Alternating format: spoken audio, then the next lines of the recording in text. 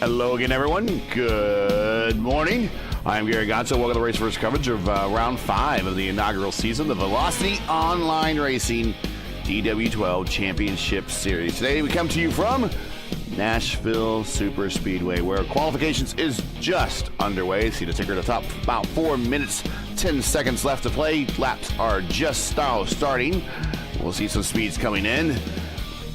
We're looking at a clear day or clear evening in the sim. Air temp 65 degrees, track temp 68. So we shouldn't have any temperature issues with the way these cars handle. Humidity at 45%. We're watching Alec Vandenbosch. And that flat black and white machine as he's starting to make his early laps. First lap's coming in. Rafi Eckert, last race winner, 195 flat. So these cars are going to be about 10 miles per hour slower than the IR18s we saw yesterday with the IndyCar Series Open guys. Dajinko there at a 195.5. Vandenbosch completed just a 194.9. Seb Kinder 194.3. Ooh, little wall there. And that car's not turning anymore. That's done.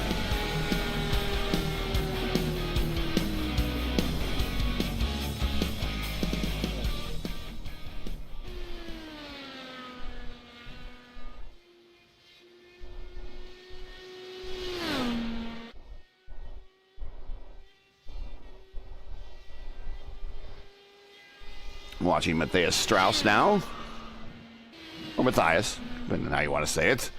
Here are all the IndyCar records you need to know with about 2 minutes, 30 seconds left to play here in qualifications. Everything's still provisionally up there. Most people are done with their runs. Other people haven't started yet. But IndyCar, or Indy Racing League, and the IndyCar Series raced here from 2001 to 2008.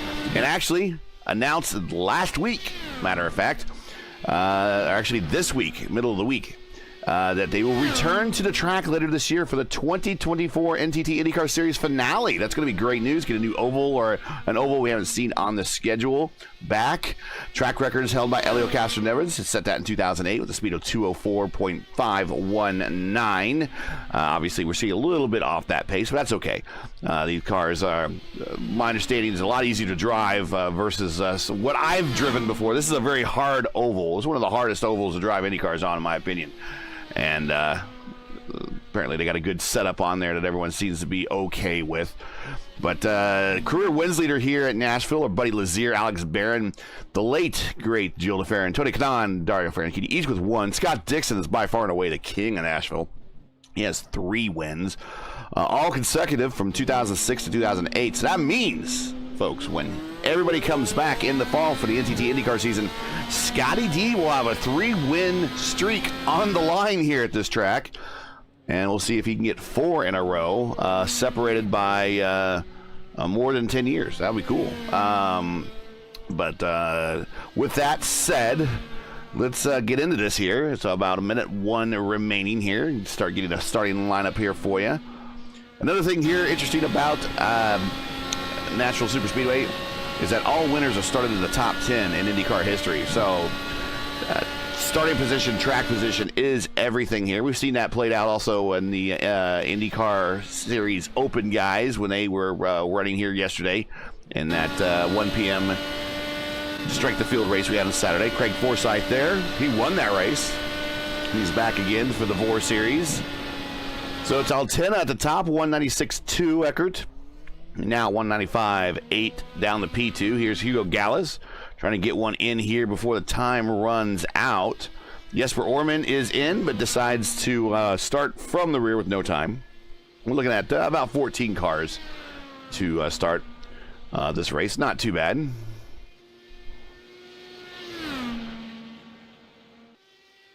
This is set up to kind of be a fun learning series for the Velocity Online Racing Series. Well, IndyCar series there. And he go get one in. I'm not sure if he did or not, but we are griding up. It's time to go racing.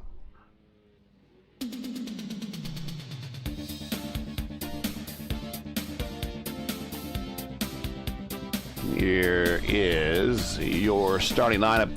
Julian with the pole. Julian actually finished on the podium for the open race yesterday afternoon, so he's got a little bit of extra time here on the track. Rafi Eckert's trying to back up the win from 2 weeks ago, P2.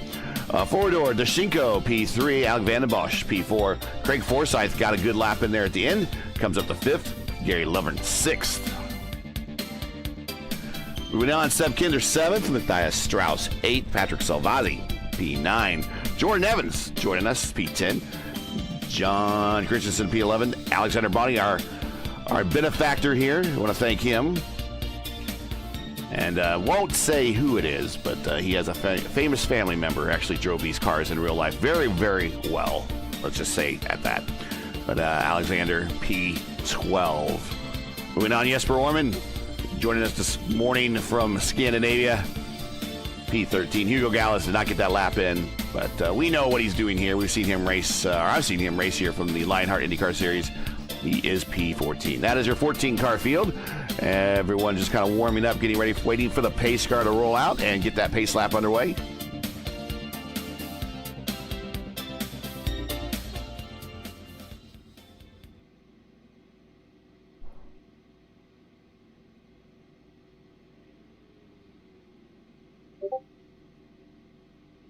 If you're just joining us, thank you. Good morning. Make sure to click the thumbs up. It's always a good thing there. That's the easiest thing you could do for the channel without being a subscriber. But if you want to subscribe, please do so and click the bell so you don't miss out on weekly reminders of more racing here on Race First, specifically IndyCar racing. We're kind of like your iRacing home for IndyCar racing here on Race First. And specifically the DW12s, we're going to have 3 series of them, it looks like. We got one unannounced yet. I'll bring that back up. Talk to that when it becomes finalized.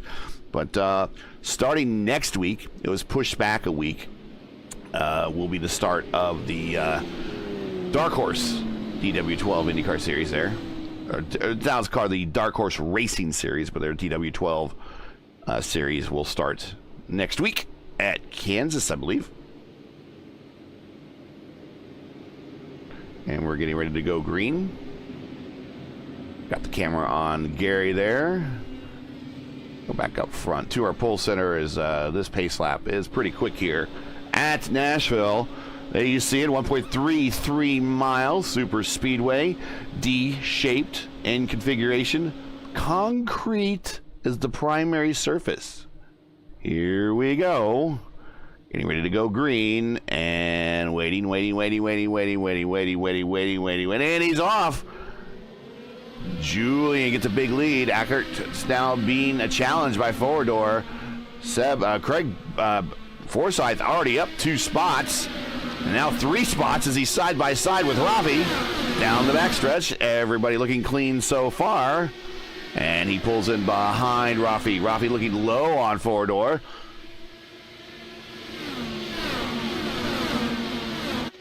So we're looking about 47 to 50 laps for the first stint. We'll see how long these guys can go. 4 sets of tires, 3 in the pits, 1 in the car.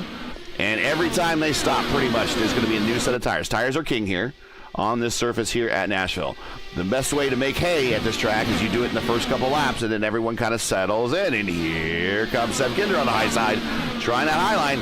Watch out, there is a magnet for these Indy cars in the exits of turn 4 and turn 2 walls there. You want to keep it off there. Those cars just like to float on up there and smack it. That way, a little bit through, a little bit better this time.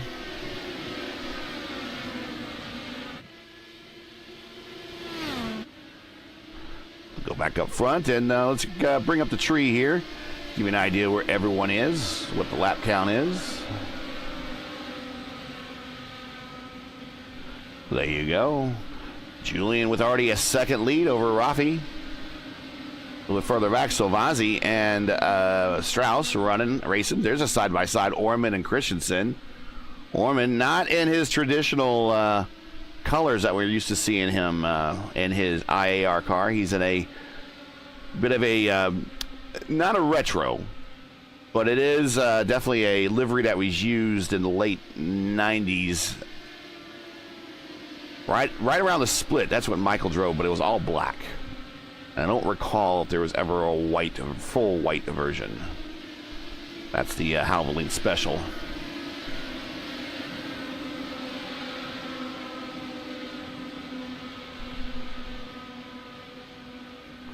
So Orman making the run up, already 3 spots up.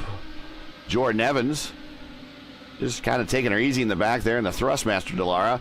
He is down 4.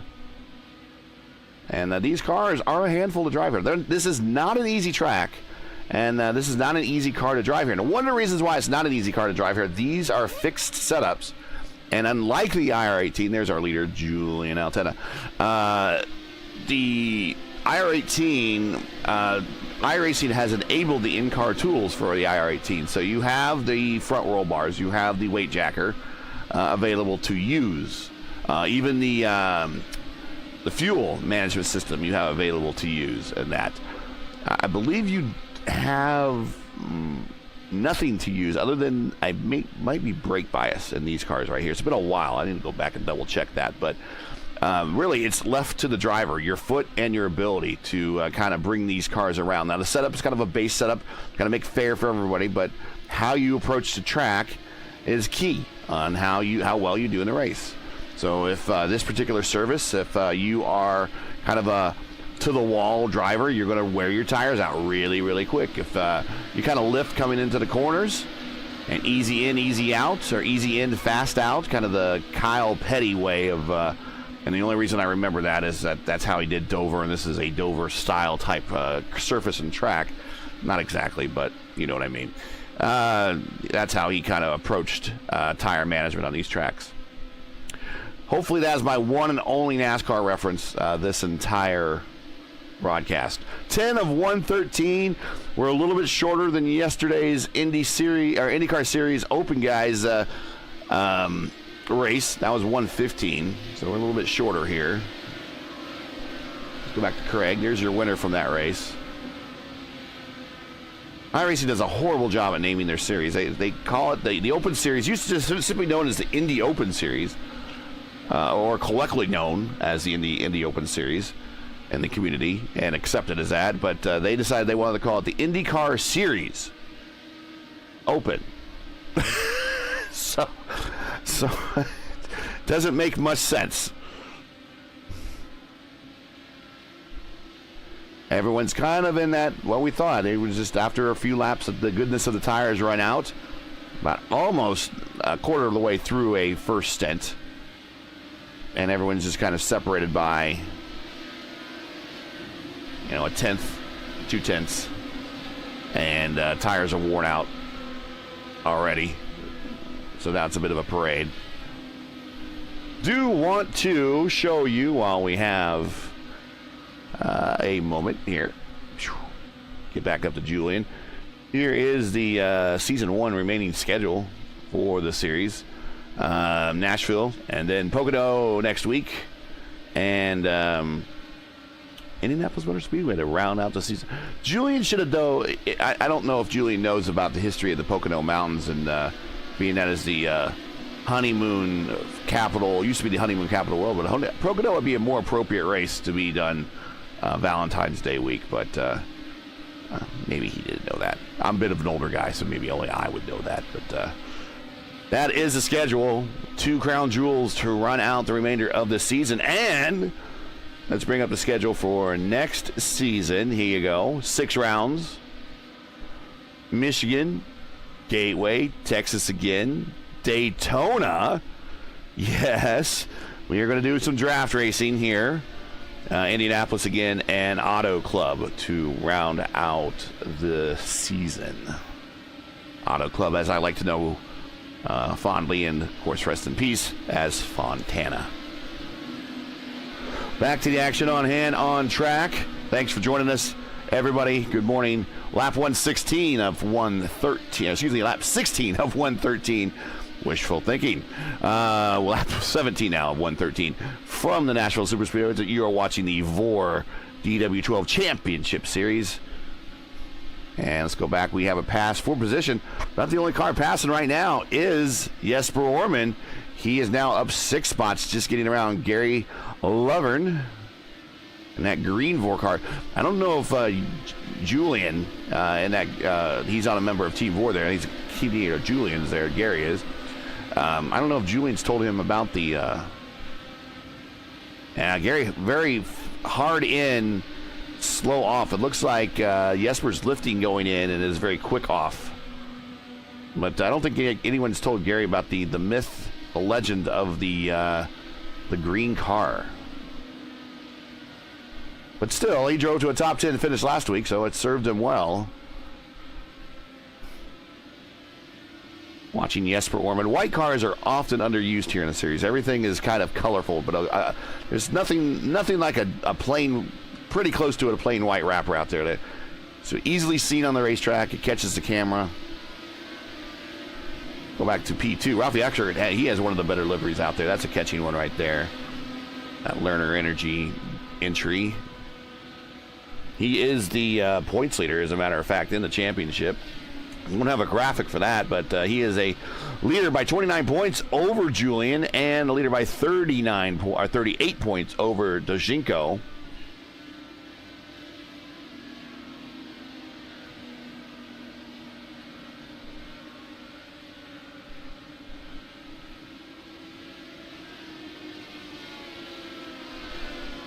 right, let's reset that. For some reason, Sim Racing Hub was not being kind to me. Eckert is the leader by 11 over Julian and 19 over Dojinko and 46 over Craig Forsyth. So we have, and we've got to keep the battle. We've got to watch Jesper here. Jesper is the only one making any type of progress right now. Oh, Seb Kinder on the outside. Tried to get some of it back. Not going to be able to get that all back.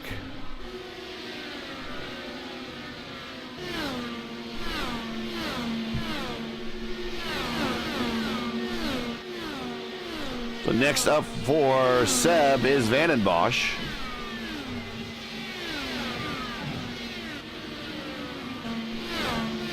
Let's ride with Seb. Let's see how he's doing this.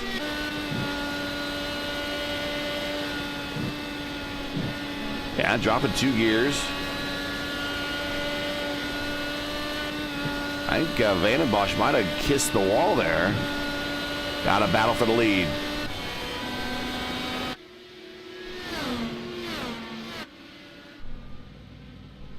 There we go from the Race Versus One airship. Ralphie Eckert ran down our leader. Julian might be taking it easy, doing some tire management. Julian's a battle lane off the bottom. Eckert is on the bottom. Not sure, maybe Julian did hit the wall. He's running rather low on the racetrack. There he is on the bottom again. Dojinko is starting to run up on him. Let's get back down the ground level and see if there's anything wrong.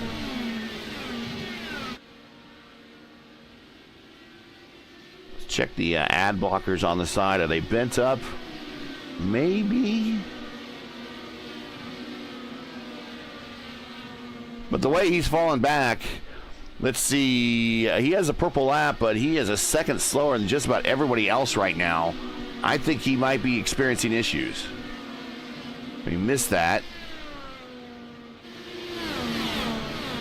Trying to get a good look on that side of the car. I think the ad blocker is a bent. Tough to see on that side of the car. See if we can get another camera view that gives us that side of the car.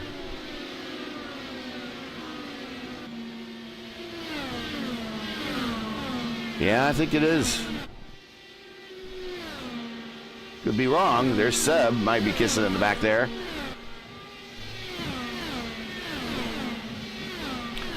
Here comes Jesper.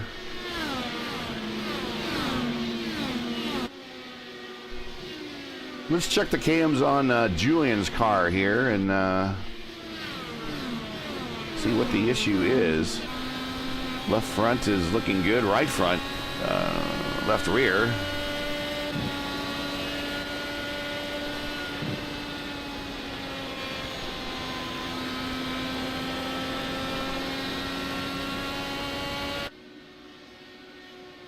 Not seeing it.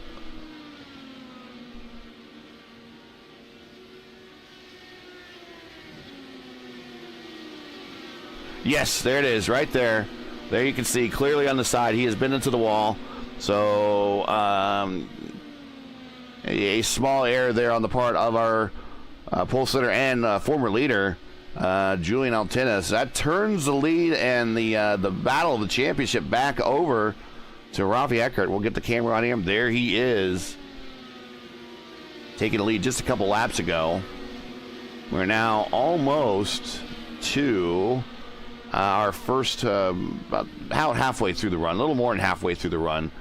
3/5 through the run, I'm guessing right now about, and we're coming up on pit stops here in the next 20 laps or so. We got a Let's Go Eckert in chat, yeah. Rafi going to be doing last race winner 2 weeks ago. Trying to go back-to-back. Julian right now hemorrhaging positions as he's getting passed by Matthias Strauss on the high side.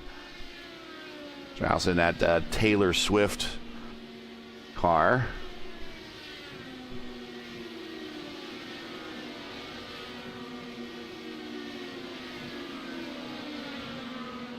Let's go through the field. Alexander Bonney getting a position on Silvazzi. Silvazzi might have been into the wall too. We'll check him next time he comes around the front stretch. We're on a zoomed view, so we'll see. Or he's just taking the time, or he overdrove the first couple laps with those tires and smoked them.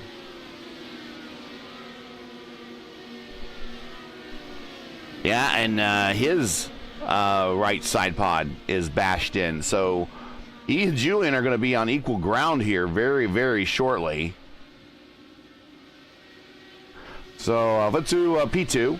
There's Shinko, keeping it clean and might I say green. Greg Forsyth moving him up to third. Kinder on the apron there, coming out of pit road. Jesper Orman up 9 spots now as he is moving himself into the top 5. Vanden Bosch coming up on him. Boney getting the position on Julian there. And that AMD-sponsored Italian Dallara. Julian wants it back. He's like, nope. Boney, going to take him on the high side. Julian's like, nope. I'm going to slide up right in front of you. Flash. The dirty air there. Boney staying up high.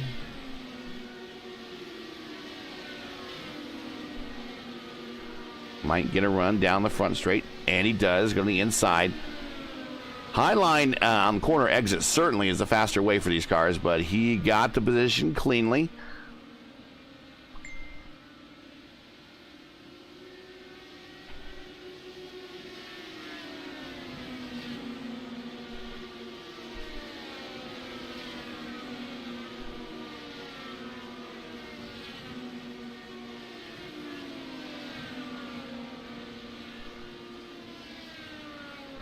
Here's the car we want to watch. Jesper is going to be up on Craig here. Near equal skill set here. These guys are really, really good at whatever they drive. And they're really, really good on ovals.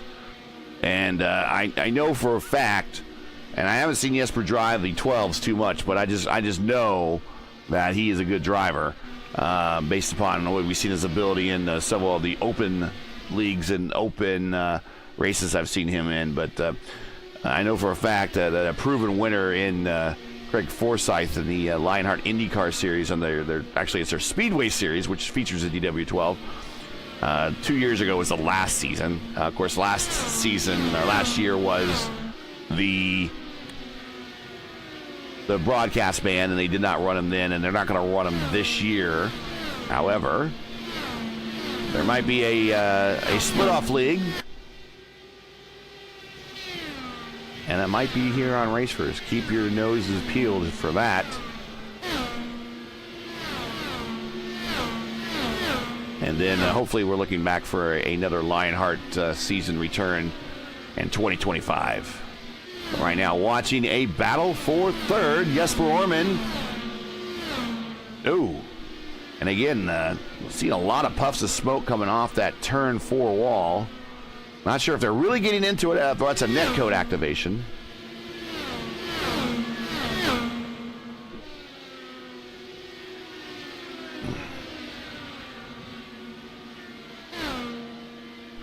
Van den Bosch falling back. Van den Bosch hitting pit road. Gary Lover now up to 5th. So far, the green car is immune to anything right now. So Vazzy move him up to 9th as Van den Bosch on pit road. Here comes Van den Bosch down pit road.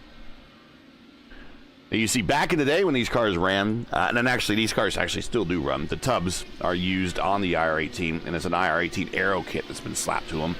But as you see, they had an LED readout on the roll bar there. Let's see if we can get a... As he missed his spot, he lines up. So that also would tell the position, and it would also tell everyone how long their pit stop was. And it would also tell oh, Alec is done. And he might have some damage on the side of his car, too. But it also tell people when they were on push to pass, when they are on road courses.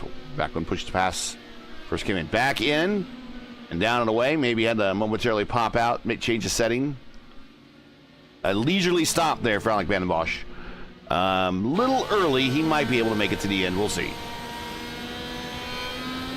Meanwhile, back up front, Rafi Eckert. All by himself by 3.5 seconds over Doshinko. But the battle on the racetrack right now is battle for third still between Forsyth and Orman. That's Evans right behind him. He's not involved in this, but he has a front row seat for the point for this, at least this point in time.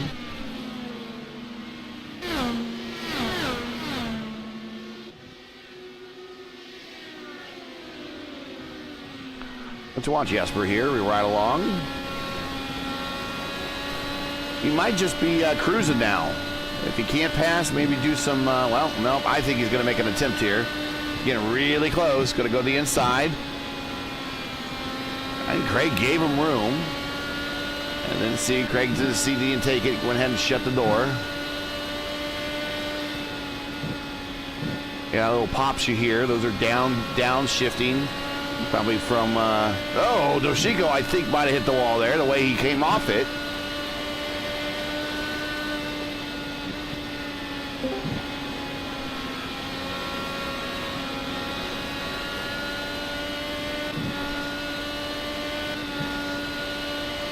You ordered an in-race report to Gary? I heard someone at the front door. There goes Doshinko into pit road. Julian, how goes it? It looks like you had a little wall damage.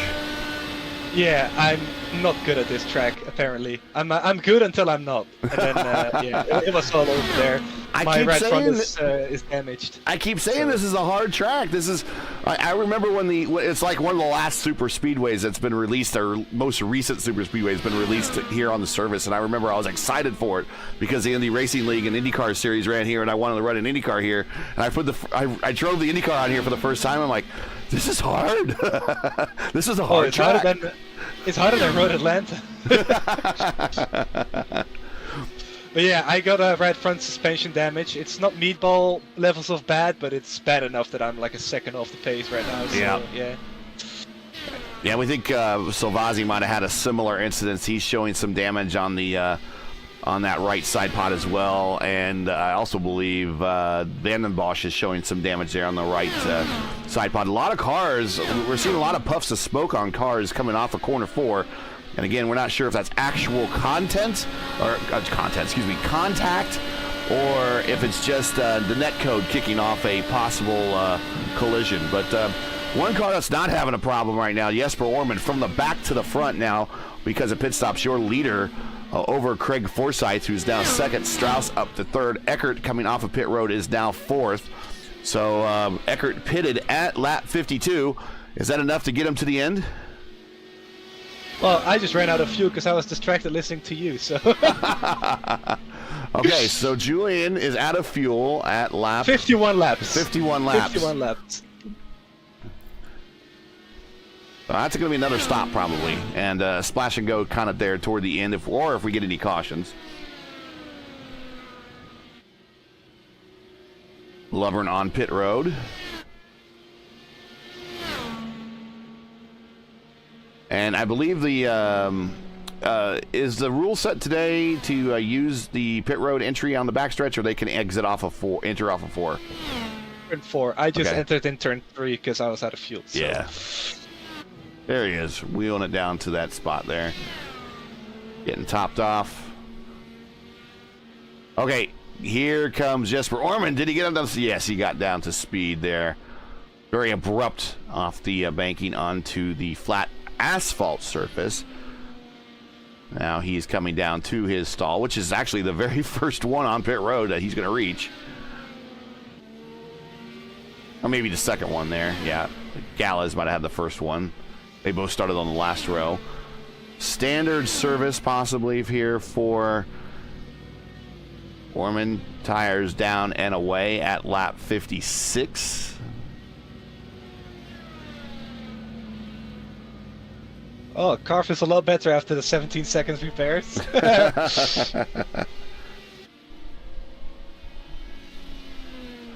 So he's going to try to do this in one stop. Jesper is. I don't think you can make that, to be honest, because if he pits now, it's going to be lap 1.6, so he's still going to be 7 laps short. He's going to have to splash and go at the end. I got him pitting at lap 56, so I go 56 times 2, puts him at lap 112. Oh, right. Sorry, yeah, I'm a couple laps down. That's fine. That's right. But he's going to to have to save a little bit. Yes, you're right. He's absolutely going to have to save a little bit. Can he do that? I know he can on the IR18. IR18 makes things a lot easier with the engine management. But you're going to have to do it with your right foot here. A lot of lifting. So right now, Eckert is your leader. He resumes the lead back after the pit stops. Forsyth putting the move on Orman, getting the position. I'm suspecting that's because Orman now has the save. Forsyth is pitted a lap earlier than Orman. So Forsyth a lot earlier than Orman. So Forsyth actually has the save too. Eckert, I'm not sure how he's got a big lead. He's got an 8-second lead. So he can do a lot of lifting and a lot of saving, but he pitted at 53. That puts him at 106, and that's about a 6 lap short. Can he save 6 to 7 laps of fuel just by leading right now? We'll ride alongside, on his roll bar here, right on. Let's see if we'll hear him lifting.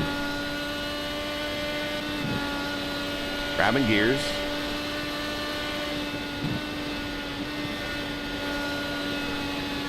Not a lot of lifting. You just said a 24.3, so yeah. I don't think he's saving. Yeah, and he does have the purple lap with a 24 flat. Give you an idea of what a 24 flat is. Here's a best lap is the 193.1. A little bit slower than qualification pace. About 10 miles per hour. Actually about 12 miles per hour off what the R18s were qualifying at when we were doing the broadcast yesterday. They're up at the 205s. They're breaking the existing track record.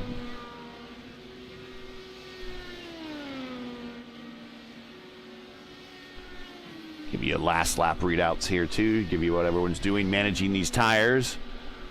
We're about a quarter of the way, or a third of the way. No, take that back. Fifth of the way through the stints for a lot of these guys. Only 10 laps in. A lot of other people did 50 lap stints near to it. Or a little over it, like I did. Yep.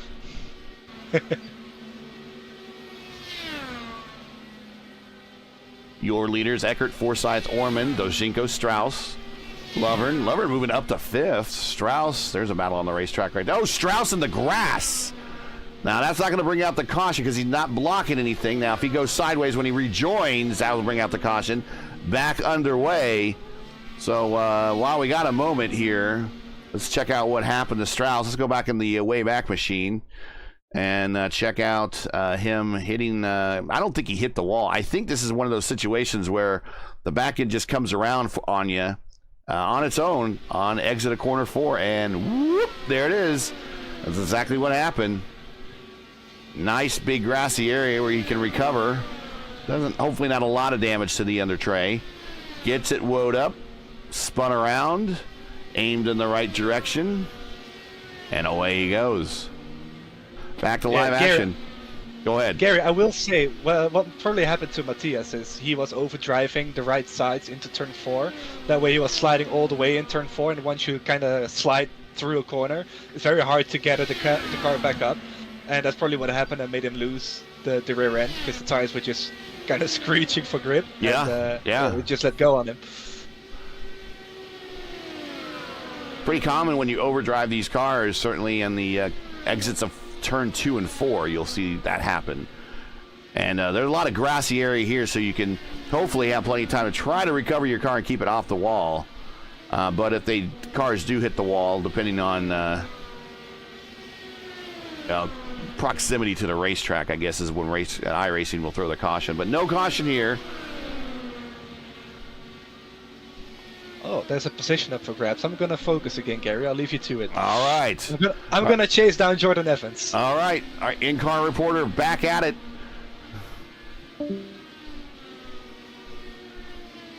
So currently watching Gary Lovern, who's moved up into the top 5. Great run for him. And Alexander Bonney, our benefactor here, he is up to P6, just very easily driving the car, keeping it off the wall, keeping it between the lines. A very Gary-like strat, if you ask me. That's my strat, the Gary strat, not Gary Lovern strat, Gary Gotso strat. The key to the Gary Gotso strat is keep everything in front of you, stay on the lead lap, and everything will come to you eventually. So by the end of this race, Bonney might actually be, depending on what's going on with these lead drivers, he might be fighting for, well, he is in the fight. He's going to be fighting for a top 10 here. He's 9 seconds behind Lovern, so there's no immediate battle on the racetrack. But if something happens, he's in the top 5. If something happens to someone else, and he doesn't run him down, but they managed to plow to the wall. Bad pit stop, speeding on pit road, you name it. Or maybe Boney has a more robust pit strategy. Maybe he can make it. Boney did pit at 53, so he's going to have to do some fuel saving or get the splash there at the end. We'll see. But that's how you could walk yourself into, by strategy, a top 5. Matthias Strauss has recovered. He is still on the lead lap. No, he's down a lap, excuse me. As well as Boney is down a lap as well, sorry. There are 5 cars on the lead lap right now. Lovern is the last car. There is Lovern. Lovern, relation to Eckert from Lovern. Eckert is 7 seconds behind Lovern. Back to the leader. And he has a lapped car in front of that. It's Julian. Julian actually got the position on Jordan Evans, so moved Julian up into the top 10. It is a time for a steak dinner for everybody then. And Eckert on by, putting Julian another lap down. 3 laps down currently to the leader.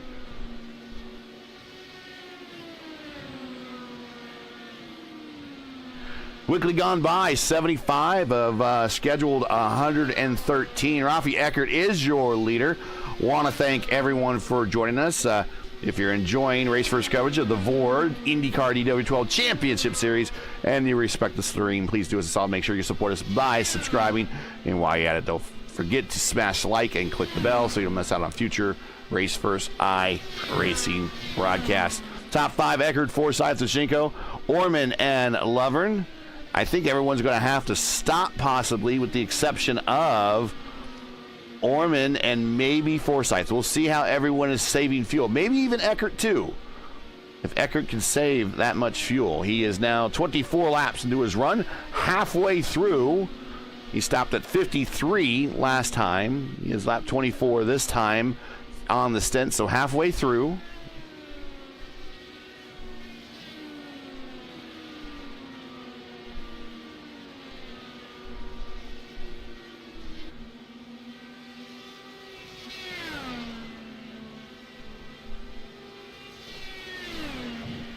Keep seeing puffs of smoke at the exit of corner 2 there. Not really sure who's hitting it, if they're actually hitting it. Netcode with IndyCars are the worst on this service. Maybe short of one of the Formula 1 cars or the IR01 or some of the other really, really fast formulas. Because it's predictive code. It's predicting whether you're going to hit that wall or not. And at the speeds they're going, they are going faster than the average car on the surface. That predictive code makes them think, oh, they're going to hit, so I'm going to animate a puff of smoke here, maybe generate some damage on the car, and when in reality they're not hitting at all. You see Eckert keeping it way off the wall. Very good. Very safe. I mean, he has 10 seconds over Forsyth, so he has plenty of time and plenty of track room here to save fuel if he can. Everybody should have, for the most part, 2 more sets of tires in the pit. So everyone has 4. Start with the one on your car, and then 3 more in the pit. So if we do have a caution, even if they want to at the end do a splash and go, if it's less than 5 seconds in the pits, there we see Eckert getting a little squirrely. He's got some dirty air in front of him from Savazzi. Savazzi stays high, Eckert underneath, putting Savazzi another lap down there. But if they do have and typically it takes about 5 seconds for an IndyCar to change tires.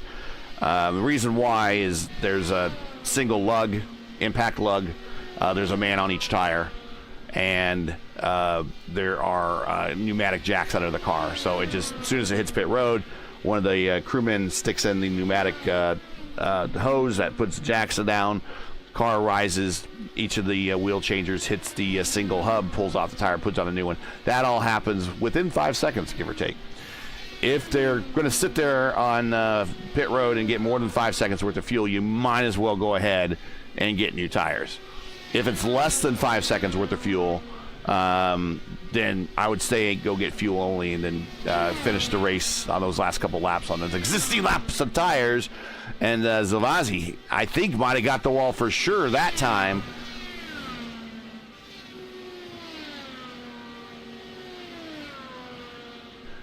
Let's ride along with them there, and let's see what happens. Let's go back a lap here. It's the Wayback Machine. And let's watch.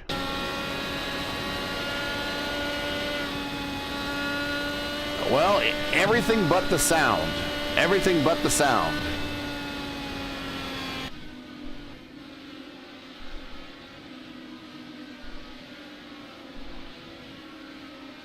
So there are several construction engineers on the racetrack right now trying actively to knock down the turn 2 and turn 4 walls. Currently are not successful. 86 of 113. Not much has changed at the front. It is still Eckert Forsyth. Back 11 seconds. He is fuel saving. Dozhinko, he might be fuel saving. He pitted at lap 50, so that's a long haul. I don't think he can save 13 laps, so I think he's going to have to stop again. Jesper has only saved 1 lap, and I think he's doing that right now.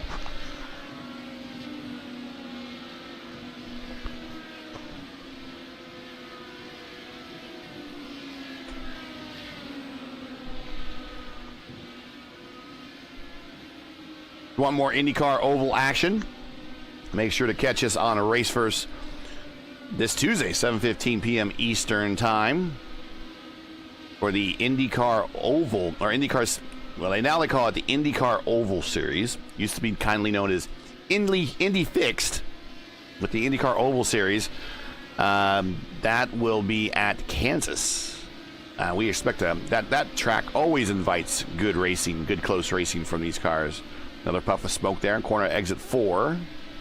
Not sure who it was. Here comes Jesper, thinking about taking a 3 wide. Jordan Evans staying low, trying to stay out of the way. Very good work on his part. Now, this is the battle. This is an active battle on the racetrack for position. This is for the second step. This is Dozhenko and Orman. So, what happened to Eckert? I think, did Eckert stop?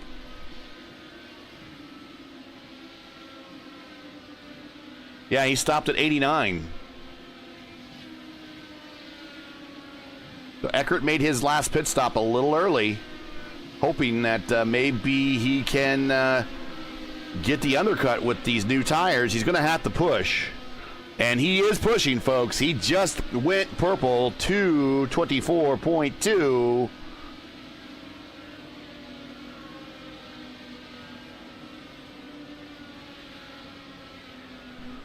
Actually, that was, you know what, that might have been his out lap. Maybe we overstated his purple lap, but he still holds the purple lap. But he's pushing hard, and he had the, that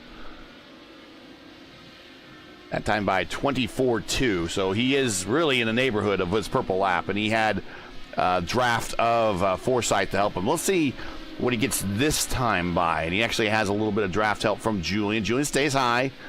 Eckert down low. And here we go. See what he gets this time. Tires should be, there it is. There it is. Tires are optimal warm. I don't think we're going to see any better laps than that from him right now. 224.1. 224.1 purple lap for Rafi Eckert. And that puts him at a 193.5. Only car in the 193 bracket. We'll see if he betters that this time by.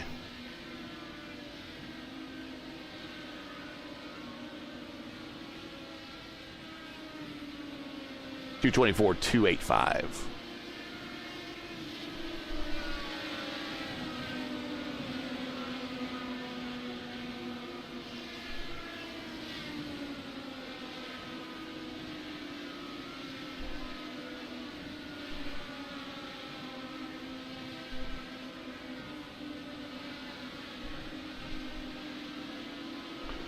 Forsyth trying this fuel save is your leader.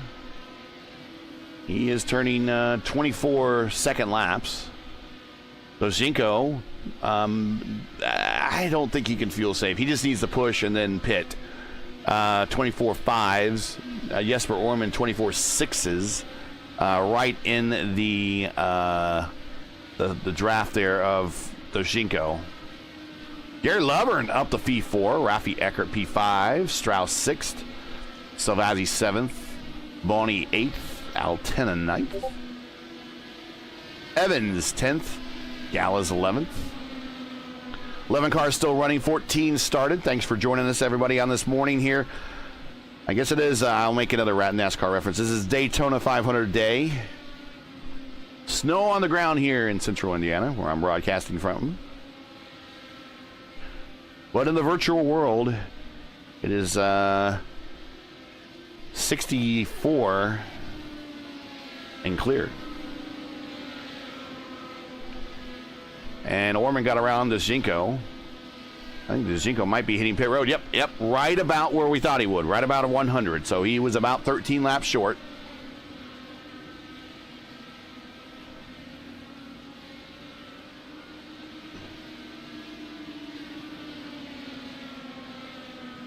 Bonnie moves up to 7th. Gary Lovern entering pit road on the backstretch. So keeping it nice and safe.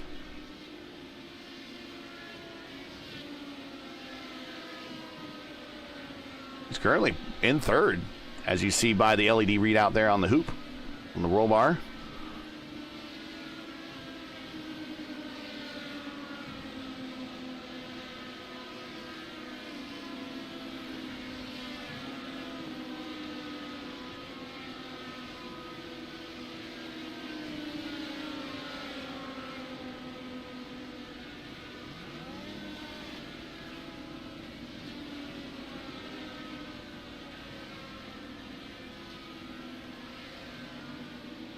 All right, Jesper no longer has the benefit of a car in front of him to kind of pull him along.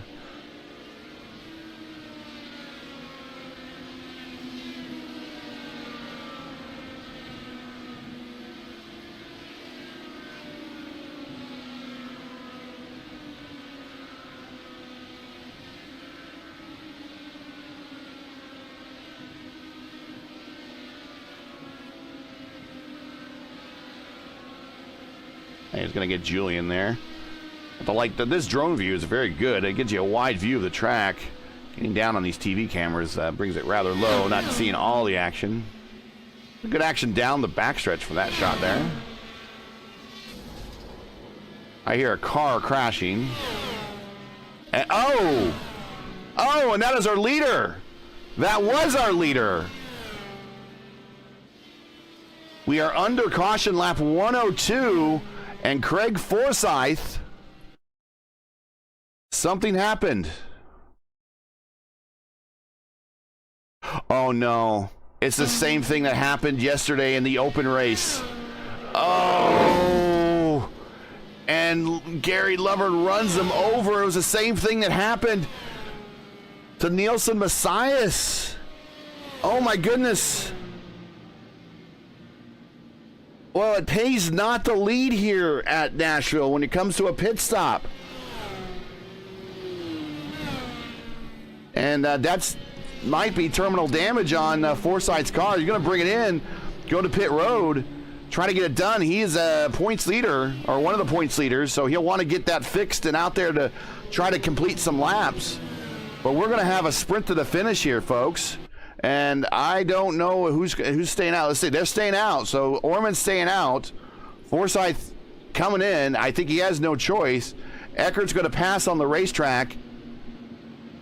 Eckert's going to have really fresh tires. And also, because we are now 10 to go, I believe all of the lap cars between Eckert and Orman are going to be told to move over.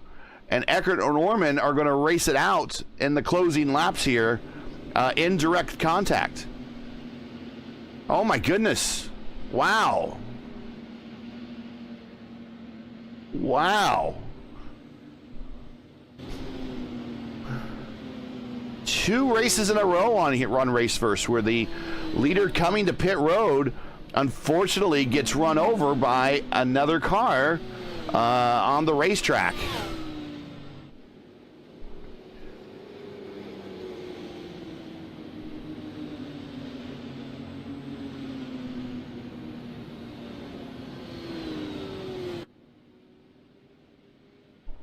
So Forsyth's still going to be on a lead lap. He's down the 5th. She probably doesn't have a car that's going to handle very well or be very fast. So I think if he can make it last 10 laps, and he's coming back in again probably for some more optionals.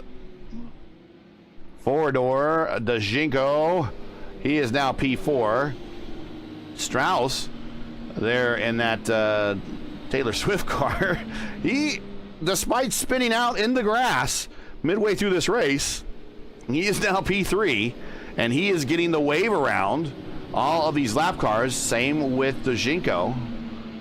And they will move up to be in direct contact with Jesper Orman, who is on 49 lap old tires. So, and I think Julian will get the wave around. So a couple things happening here. These are all IndyCar rules. So IndyCar states that if you're inside the last 10 laps, give or take, it varies at different tracks, that the leaders, if there's a late caution, the leaders go in direct contact with one another. And then also with Julian directly behind the pace car, since he decided to stay out, when the lights go out on the pace car, he will get what is called the wave around, and he will then be able to rejoin the tail end of the field before going green. And that allows the leader to bring the field down to green. And actually, Julian's going to pit to probably get it out of the way anyways. But he was going to get the wave around whether he could make it or not. Here you see his bashed in right side. I've been there, Julian. I understand. I drove a car like that for nearly 500 miles at Pocono. And I got the damage on lap 1 by taking the green flag and trying to pass some people very early. And I got side-checked into the wall. But oh well. Anyways. So Jesper Orman now will be, I think, taking the green flag here. In a lot of room. That pace car, which he can do.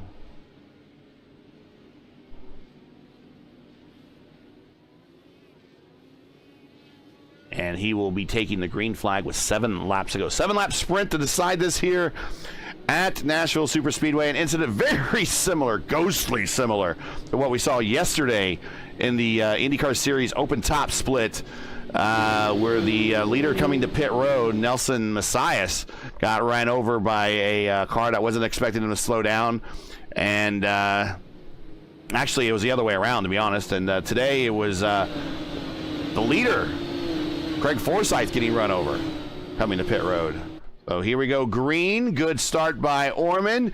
Here we go, sprint to the finish. Tire situation for these leaders, 51 laps, 18 laps, and 3 laps. So the person that really wants to get the job done now without waiting, and here's the block. That is not a well, that's a defensive move. It's not a block, excuse me, but Strauss is the one with the youngest tires. He's going to want to get the job done here. So what you just saw down the backstretch, and we'll get back to Jesper here, that is the snake or the dragon, depending on what you want to call it, IndyCar parlance. But he is basically going to the IRL line, to the inside, blocking the shortest way around, trying to block the draft. Remember, you can hold a car off here pretty good with aero wash. There we see Eckert up high, trying to get a clean line, coming to 5 to go. Let's ride along with Ralphie Eckert.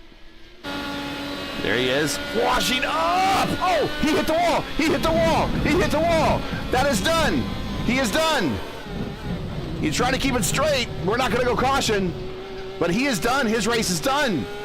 We joined just at the time where he hit the wall. Oh my goodness. So Rafi's just going to try to bring this car home with 4 to go, stay in the lead lap. That gives Forsyth a position.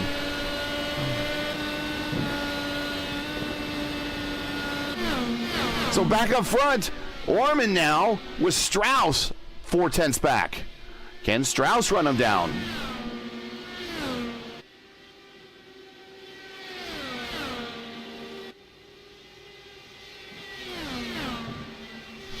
Here's Doshenko. He's all by himself for 3rd. All he needs to do is bring this home. He got himself a bottom step. Keep it off the wall. Jesper Orman, 3 to go, and he might survive this. From the back to the front, 2 to go. Strauss is right there. Strauss really drives it deep into that corner. That's going to cost him on exit. A better exit for Orman. Orman trying to break the draft. Going low to the low side on turn back stretch. Down to the yellow line, turns 3 and 4. Exit 3 and 4. Looking at the white flag in the air. 1 lap to go.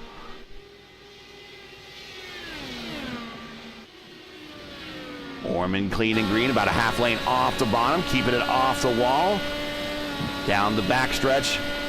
Looking good. Down to the yellow line. About a half lane off the bottom again.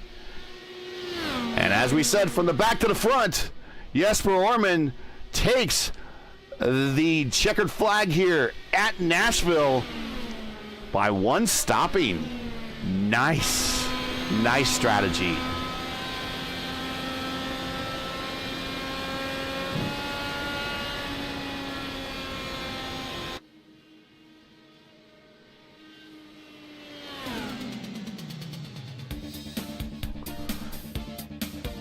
And there you see Jesper Orman, your winner. Matthias Strauss with the podium. Forward Doshenko, also P3, bottom step. Rafi Eckert was there, and he was making a run of it, and he kissed the wall in turn 2. Just overdrove it a little bit, probably the aero push. Does get a top 5, but I'm sure he's probably kicking himself a little bit, just a little bit more patience. Probably would have had another run at him. Craig Forsyth survives to P5. Laverne, and was in an incident with Forsyth. He finishes 6th. Bonnie, I told you, he lucked into and I don't say he lucked in, he drove a strategy that got him into a top 10 here, and that's just by keeping it clean and green. And that's all you have to do sometimes with these races. Just keep it clean and green. Run your race, try to survive. And I love that strategy because it's gotten me so many top 10s, top 5s, heck, even got me a win in one place. So hats off to a beneficiary, Bonnie here. He is P7. Savazzi P8, Altena He gets into a top 10. P9 gets himself a steak dinner here, hopefully.